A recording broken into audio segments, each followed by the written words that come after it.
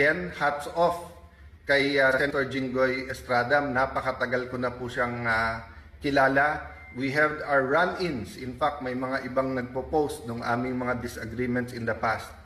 But I'd like to reiterate what I said yesterday. Yung sinabi ni Senator Jinggoy na may ebidensya siya na talagang pinipilit siya lumipat at ang kapalit ay kanyang freedom at walang kaso, that's not hearsay to me because narinig ko mismo yung conversation. And palakas ng palakas yan, yung threat na yan sa iba pa naming mga kasama. So, dun sa 11, maybe some of them have a reason na mag-ingay, lumaban, i-discredit yung Blue Ribbon kasi especially pagdating dun sa 18 Marines, nabanggit din ang pangalan nila, allegedly nahatiran din ng malay-maleta.